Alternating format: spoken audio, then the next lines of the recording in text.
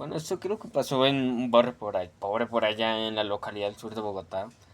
Aunque creo que también pudo pasar en alguna comunidad, en una comuna popular por allá en Medellín, o los cerros del Siló, en Cali, o los bajos del viaducto de Dos Quebradas, o por allá a las afueras de Pereira. Ese camión estaba parqueado a la salida de una estación del Transmilenio, o no me acuerdo, del metro, del mío, del megabús, y estaba repleta de trabajadores a esta hora que regresan a casa. Cada vez que llega un bus que está articulado y las personas salen en cardumen de la estación, los soldados se ponen en guardia así para detener a los hombres más jóvenes. Y adentro empieza a correr el rumor de las batidas y algunos, los más ágiles, logran escabullirse. Un muchacho también lo intenta, pero apenas pone un pie en la calle lo aborda un militar. Bueno, le pregunta nombre.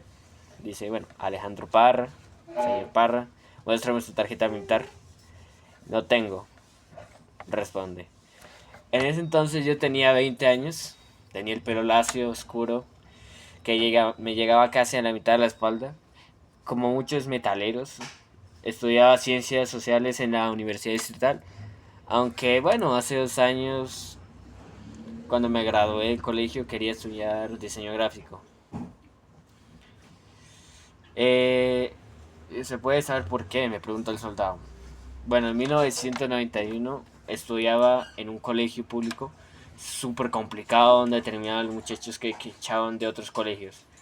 Allí el matoneo, los robos y la pelea era parte de todos los días, era pan de cada día. Venía de un colegio salesiano con buen rendimiento académico, era muy bueno. Me habían expulsado por problemas con los rectores, a los que solía confrontar por muchas razones, por las órdenes o las normas que, no sé, me consideraban absurdos.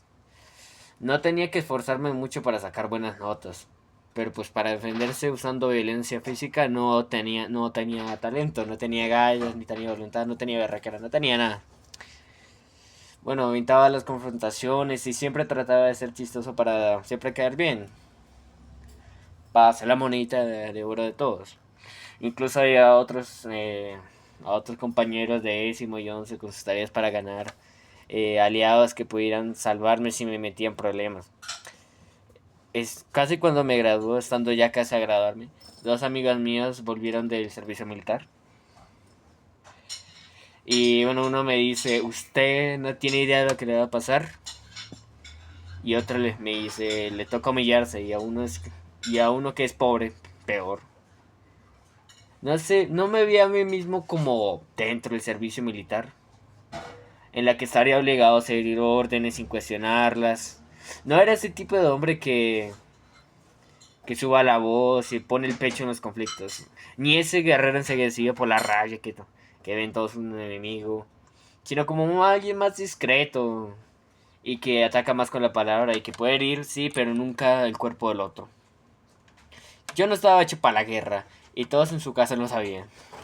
Todos en la casita sabían eso. Pero bueno, no teníamos formas de costear una libreta militar, como muchos utilizan eso para finales de año.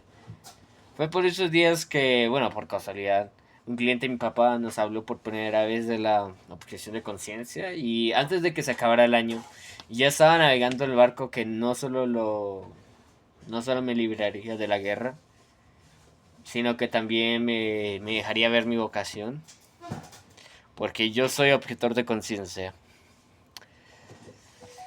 La objeción de conciencia es el derecho que tienen todos los ciudadanos a oponerse al cumplimiento de un deber que choca con sus convicciones religiosas, fisiológicas, éticas, políticas, humanitarias o morales, etcétera, etcétera. En Colombia la libertad de conciencia está consagrada en el artículo 18 de la Constitución, pero la objeción contra el servicio militar obligatorio, que viene de ese derecho, tuvo que recorrer un largo camino por toda la jurisprudencia hasta que finalmente creo que fue regulada por la ley 1861 del 2017 o ley de reclutamiento. Aunque bueno, aunque el militar que me abordó había escuchado todo, me dijo que solo aplicaba a jóvenes por religión, que, que los jóvenes por religión tenían prohibido empuñar un arma. Entonces me dice, señor Parras, subas al camión. Bueno, me marcho. tenía como el estómago revuelto y estaba empapado en sudor, estaba súper nervioso. Al final de los 90, cuando inicié mi proceso, la Corte Constitucional no nos había pronunciado sobre el derecho a la objeción de conciencia contra el servicio militar. Lo haría por primera vez en la sentencia C-728 del 2009, en lo que la orden, el Congreso legislar sobre el tema. Y había muy pocos antecedentes de jóvenes que habían hecho su declaración, aunque sin resultados positivos. Buscaba asesoría en Justa Paz, que es una organización de la iglesia cristiana menonita que trabajaba por la promoción de los derechos humanos y que, bueno, entre otras cosas, presta servicios de acompañamiento jurídico a los objetores de conciencia. Bueno, en Justa Paz me explicaron que debía escribir una carta con, bueno, mis razones para ser un objetor y presentarla ante la Oficina de Derechos Humanos del Ministerio de Defensa, el Comando Central de Reclutamiento y Control de Reserva y el Distrito Militar. Estos motivos, además, bueno, tenían que ser profundos, fijos y sinceros. Y ahí está donde está el truco. ¿Cómo se puede medir la profundidad de la conciencia? O sea, ¿cómo puede pretender que los hombres no cambien de convicciones si la transformación es parte del ser humano? Es algo curioso que el ejército tiende a no cuestionar a los jóvenes que se declaran objetores por razones religiosas, porque sería muy complicado. Es que bueno, escuché el llamado de Cristo que me decía que no tomara las armas. ¿Qué le van a decir? Cuando hablaste con Cristo, ¿en qué tono te habló? Pero si cuestionan las razones como las mías, que son más de orden filosófico, político y humanitario. Mi primer borrador de mi declaración estuvo listo en una semana. Argumentaba a punta de datos históricos que el ejército hacía parte de la espiral de violencia en la que estaba atrapada Colombia desde la guerra de los 1010. Y que además había sido protagonista de incontables denuncias por violencias a los derechos humanos y alianzas con el paramilitarismo. Él, el ejército, nunca lo vi como algo positivo. Nunca creí en la guerra como medio para resolver ningún conflicto y no haría parte de una institución así.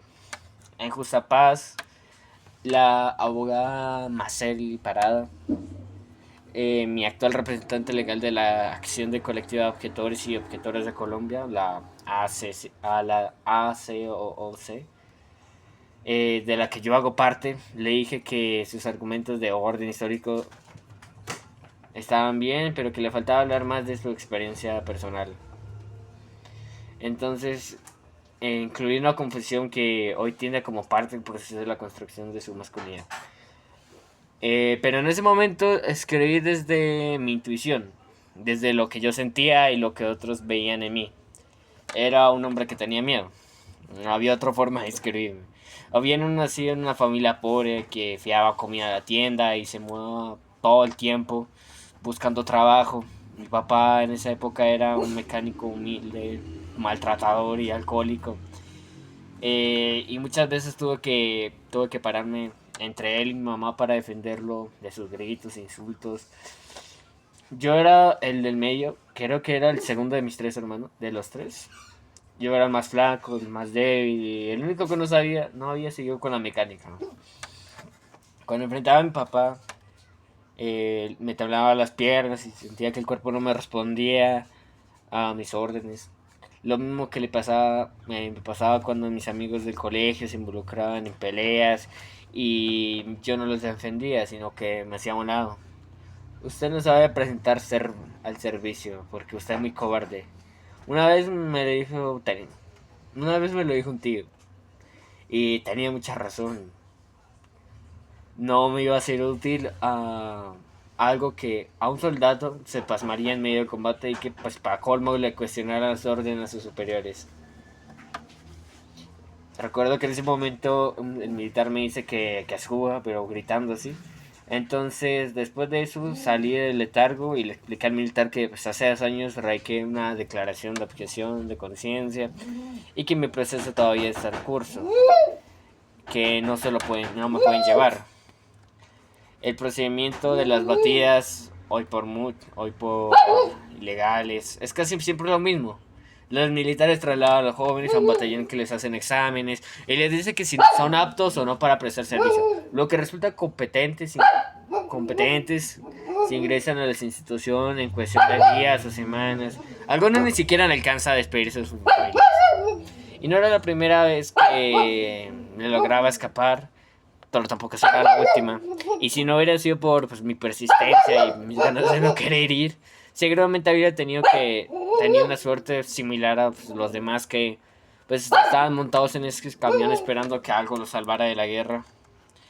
Después de 4 años de haber radicado la carta, fui declarado objetor de conciencia y recibí luz verde para tramitar mi libertad militar. Me había convertido en activista pues por necesidad y urgencia y había logrado lo que pretendía. Mi cuerpo, aparentemente apto para el combate, no tendría que servir a la guerra. Sin embargo, pues aún estaba lejos de cerrar ese capítulo en mi vida. Yo ayudé a crear la OCCO.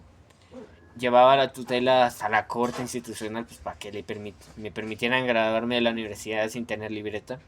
Porque aunque podía sacarla, no quería pagarle al ejército. Y apoyo desde mi organización la implementación de cambios y demandas. Algunas de ellas fueron recogidas en la ley 1861. Bueno, la ley de reclutamiento. Eso sin contar que las decenas de batidas que tuvo y los cientos de jóvenes objetores que han ayudado como a CEO con sus procesos jurídicos. Como pues alguna vez me ayudaron en Justa Paz. Bueno, muchas cosas han cambiado en estos 20 años. La objeción de conciencia ya es un derecho reconocido y regulado. Y el trámite que me tomó 4 años hoy se resuelve en 5 o 6 meses. Colombia es un país estadísticamente menos violento. Las FARC-EP dejaron las armas y el proceso de la paz nos ha permitido a muchas víctimas conocer la verdad. Pero eso no significa que la espiral de la guerra se haya detenido. En los territorios el desplazamiento forzado se duplicó en el primer semestre del 2021 y según datos de la Defensoría del Pueblo y en 2021 las masacres ya creo que aumentaron 19.9%. De acuerdo con un informe de la Indepaz, en los batallones se suicidaron un promedio de 52 jóvenes por año, mientras el gasto militar colombiano se mantiene como el tercero más alto del continente. Yo busco soñar con un país en el que pues nadie esté obligado a empuñar un arma y que los jóvenes puedan convertirse en los hombres que quieren ser. Si quieres ser un hombre tierno, astuto y ególatra a la vez, dale, pues si quieres ser agresivo pero no vincularte con el ejército, pues ya será tu decisión, ¿no? Hay miles de masculinidades posibles y tú verás cuál quieres construir.